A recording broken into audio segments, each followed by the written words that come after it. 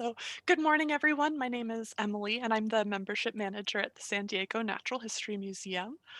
As a reminder, your webcam and your microphones are turned off, so don't worry about grinding coffee, making noise, watching in your PJs. We don't judge. And if you have any questions throughout the interview, um, go ahead and type them in that Q&A box. And if someone has already asked a question, you can give it a thumbs up, and that'll bump it to the top of the queue. Looks like we've got some good poll results here, so we'll go ahead and end that and share. And it looks like early birds win it with this group.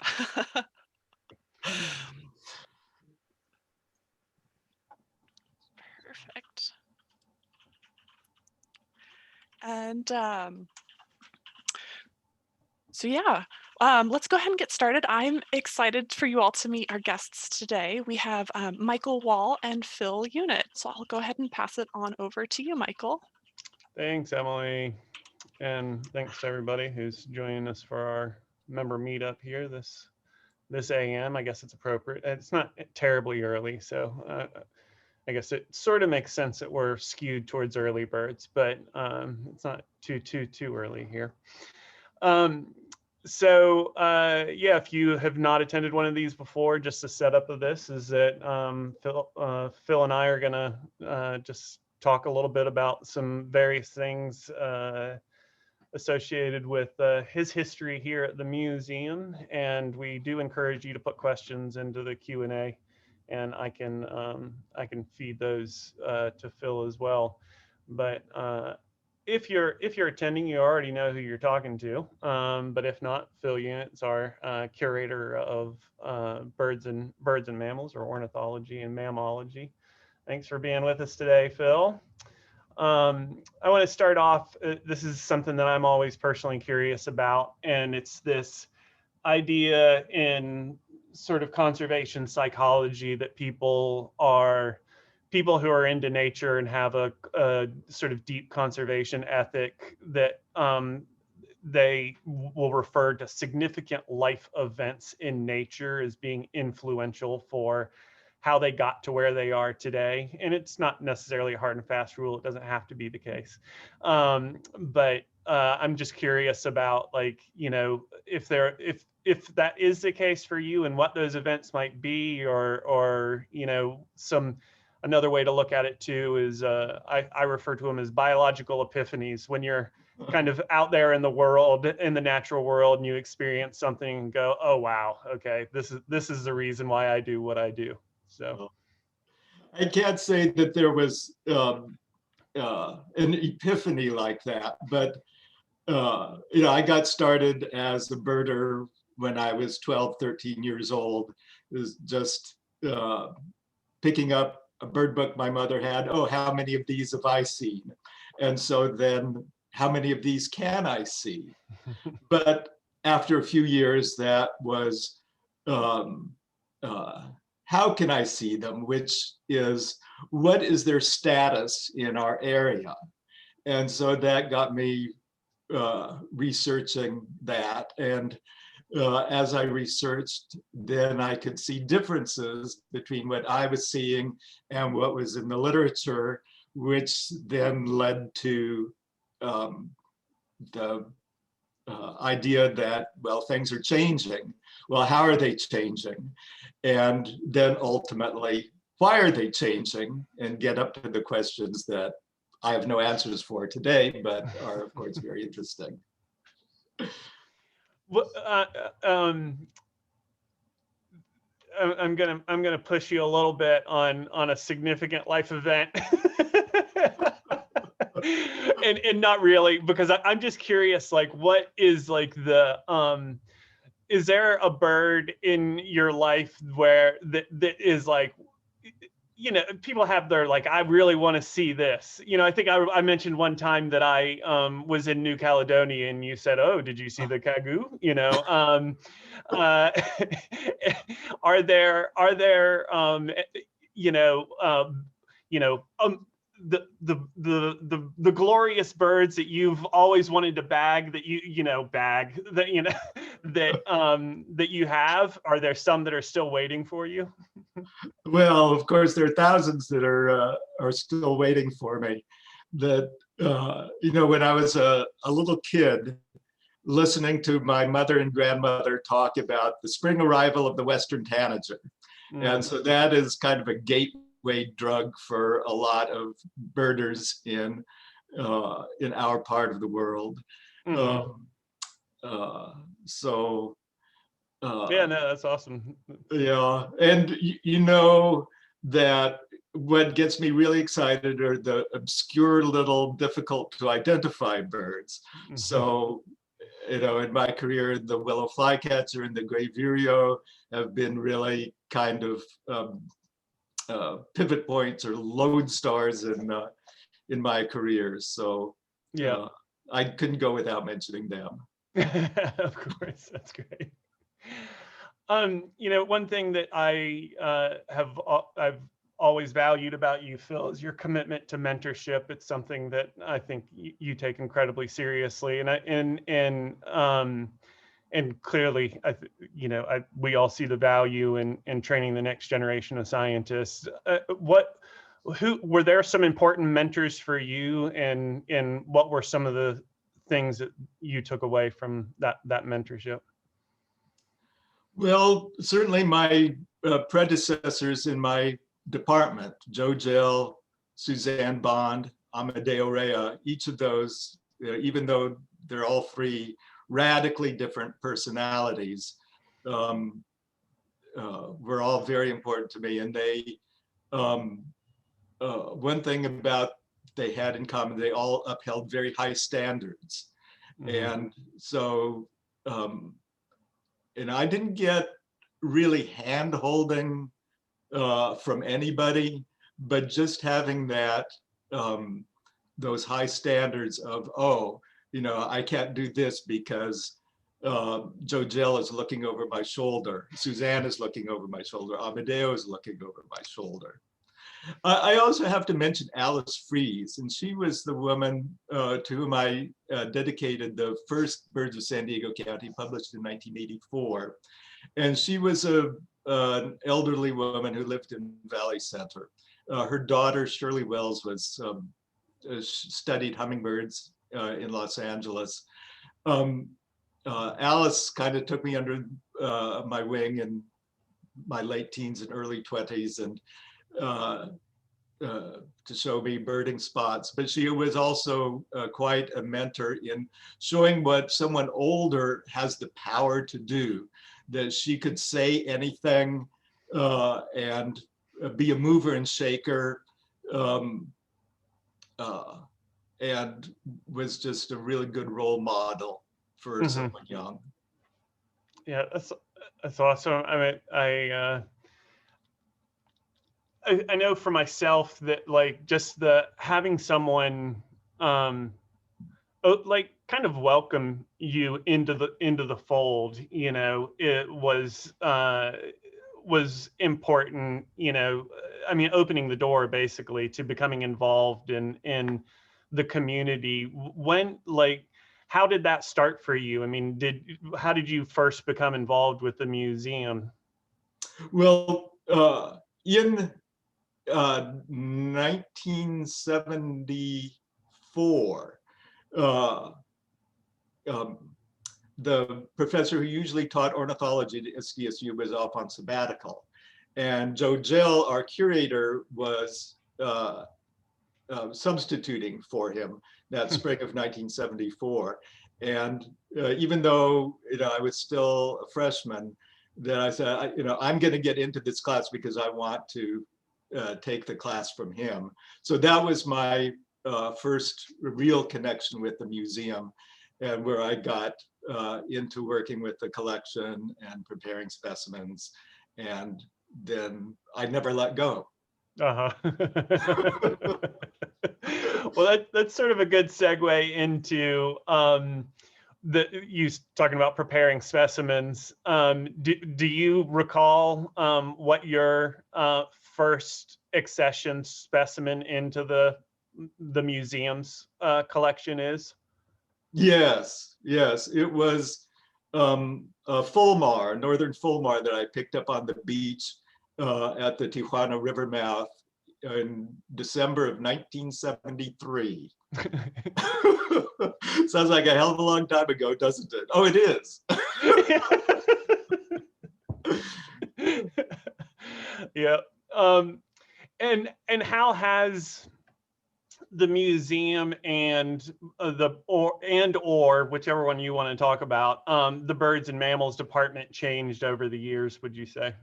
You know, it's been quite a history with a lot of ups and downs, as you know.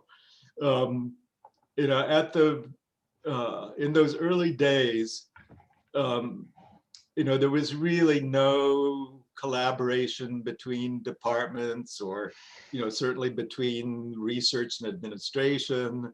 You know, there's a lot of antagonism. And fortunately, over the years, that has evolved in a better and better direction. So now, you know, it really feels that we're, you know, working as a team, as an entire museum, toward common goals defined by a mission that everyone buys into. Yeah, I feel so fortunate whenever I talk to some of my colleagues, either in academia or at other natural history museums. And I don't know if it has to do with our size but I mean, I guess we were small back then too, in the times that you're talking about, and it's so nice to not have that antagonism and weird academic backbiting that you hear about in other places. So that's it's good to hear that. I think I've benefited from being in that positive environment all along for the past 15 years. So, and I think part of it also is that, you know, we bridge between pure and applied science, and you know, applied science is always what we're doing. And you know, I think of the team that I've built up in my department over the years, with Scott Tremore, Lori Hargrove, Leah Squires, Drew Stokes, Kevin Clark, that, you know, I tell everyone this is the best team that could possibly be, and yet it has grown organically over the years. And you know, if I bite the dust tomorrow, I feel that my department is in very good hands. Yeah, you've definitely cultivated an atmosphere that I think has created the world where the right people have gravitated towards it, because there's no doubt about it. Your team is incredible.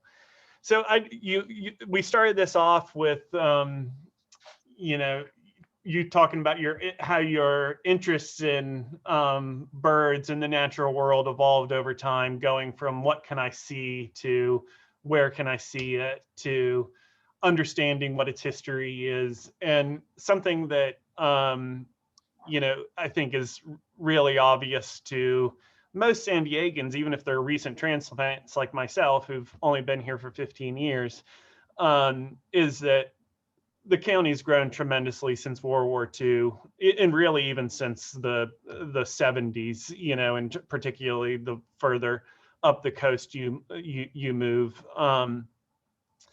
And what have been the winners and losers in this urban suburban sprawl of coastal San Diego from your perspective, birds or mammals? And you can pick whatever time span you want to, whether it's World War II or the 70s. That's a good time span. Yeah. You know, there's just a very long list on both sides, and you know, when you come down to it, you know, there's very few, if any, species whose status has not changed over that time. You know, certainly one of the worst losers is the tricolored blackbird, which is in the last year or two, you know, listed as endangered by the state of California. In 1861, 1862, James Cooper was the first ornithologist to spend any significant time in San Diego. He said the tricolored blackbird was the most abundant bird. When I was a little kid, huge flocks of them commuting every day over my parents' house. Mm-hmm. And then it's just spiraled down in huge steps down. It's the songbird with the biology of a colonial seabird. So it needs large areas that the way I quip is large enough to support a plague of locusts. And even with, we still have marshes that they could nest in, the size of the land needed to support their foraging just does not exist anymore. So that's really high on the list. I don't know if it's an exact parallel, but the is part of some work that my department's been working on with your department recently up at Bataquitos Lagoon. Is we've been looking for wandering skippers up there, Mm-hmm. which are butterflies that specialize on saltgrass. Mm-hmm. And there's some old accounts from early museum, Fred Thorne, early museum entomology folks, Mm-hmm. that talk about those being the most abundant butterfly along the coast back in, I think, the 1920s or 1930s, which is, it's the same, similar-ish sort of habitat, but not exactly the same limitations in terms of what you're talking about and needing large areas to forage, but definitely relegated to that same habitat. What are some other ones? What's a winner? Oh, well, of course, everyone knows about the crow, but another species that Lori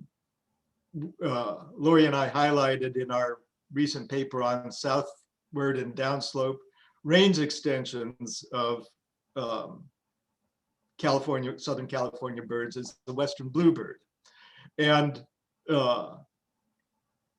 primitively, the western bluebird was inland in oak woodland because they like to nest in cavities in trees, and you need old woodpecker holes principally for them to nest in. And in the late 80s, 90s, the Nuttall's woodpecker colonized the city, and then a secondary cavity nester, the western bluebird, comes along. But it's not nesting just in woodpecker holes, all sorts of cavities. The street light over the intersection of Upas and Park Boulevard, they nested in a few years ago. So I'd like to share a quote from Barton Everman, who wrote a avifauna of Ventura County in 1886 about the western bluebird. It is but seen rarely around our dwellings, but stays in more secluded retreats.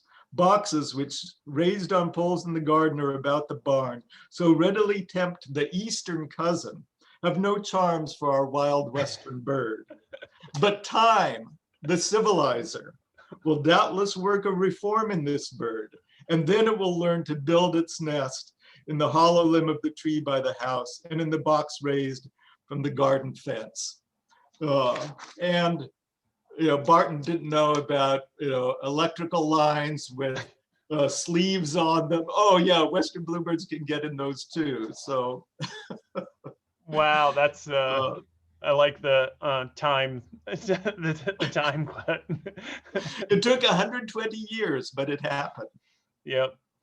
The one that I vaguely recall from the follow that, you and I've talked in quite a bit about Soule's work on the chaparral requiring birds within the canyons of San Diego. And isn't Buick's wren one of the ones that was listed as sort of chaparral requiring, but has become an urban adapter? Yeah, so that's a really striking change in the last 20 years, where the species that was on that list, and not in that landmark study, was not identified as the most serious to most sensitive to fragmentation, but kind of in the middle of the pack. And then it turned a corner of evolution, so that now, like this year, down the street from me, in the leaf bases of palm tree was a cavity that it could find. So these birds, where evolution is happening before our eyes in real time, is to me one of the most fascinating things. And this principle that Barton Everman gave us in 1886, we're seeing that time and time again as birds and other animals are exposed to this changed environment. There's certain ones adapting, and which ones are adapting at which times because of which factors. It's a fascinating question for which I certainly have very few answers. I'm not sure how much people who are familiar, who are joining us here today, are with the work that you've done up in the San Jacinto Mountains with change over time, with Grinnell, 100 years of change in the San Jacinto Mountains after Grinnell's historic survey. And besides climate change, what sort of, I guess, anthropogenic factors are at play with range changes, would you say? Certainly the fire history is a big thing, because especially in the San Gorgonio Pass, where there have been so many fires over the years, and what used to be dense chaparral down to the base of the slopes has been obliterated, then that's led to the retraction of a bunch of chaparral birds. And the interaction between urban adaptation and what's going on in the wilderness is, there's things, species like Anna's hummingbird, Nuttall's woodpecker, the raven. Those are kind of the three on the top of our list that are urban adapters. They've increased widely, but they have also increased in the wilderness. And why that should be, each of those, clearly has its own story. Ravens taking advantage of, roadkill and garbage, but Nuttall's woodpecker, okay, yes, it's moved into the city, but in the San Jacinto Mountains, the range has extended upslope. The range has also extended downslope. It's expanded into to new habitats. Scott's oriole, also in 1908, it was in a very narrow band, and now that has spread both upslope and downslope. So, a lot of really interesting things happening for which I have no explanation. I'd like to find patterns in nature, and just noting what the changes are, even if we can't explain them, or I can't explain them, just noticing them is a critical first step. Totally. No, I mean, when I look at the, and I know that you and Scott feel the same way, but when I look at the bird atlas and the mammal atlas, like I see, you know, an infinite number of master's theses. You know, that there's plenty of testable hypotheses that are generated within that, and I think that's, you know, it's you're absolutely right. It's a critical first step. And it's a good closing point, but real quick, we did have one submitted question from people. It's Peter Cassandi, has a a paleo ornitho question for you. Hmm. As an ornithologist, do you ever refer to certain dinosaurs as proto birds? Well, I guess that's what's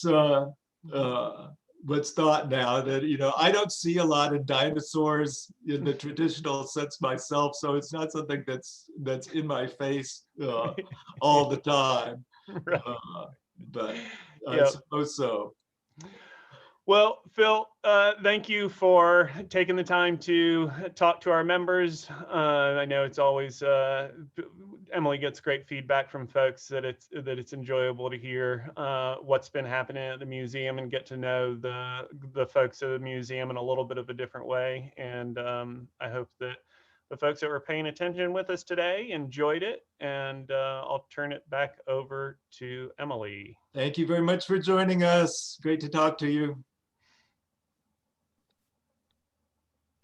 Well, thank you, Phil and Michael. That was really interesting to hear from you, Phil, a little bit more about kind of your work and the Birds and Mammals Department. And thank you all to our members who joined us today. You know, I'm glad that with these we can still kind of stay in touch, even though we have to stay apart.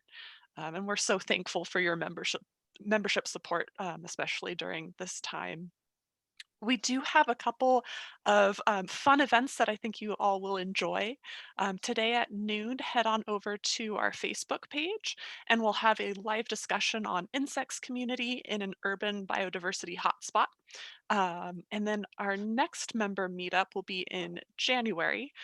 So January 8th at 9 a.m. And we'll be joined once again by Michael. And we'll get to hear a little bit more from him and his work at the museum. So I hope you all have a wonderful weekend. Have a happy and healthy new year. And we'll see you all in January.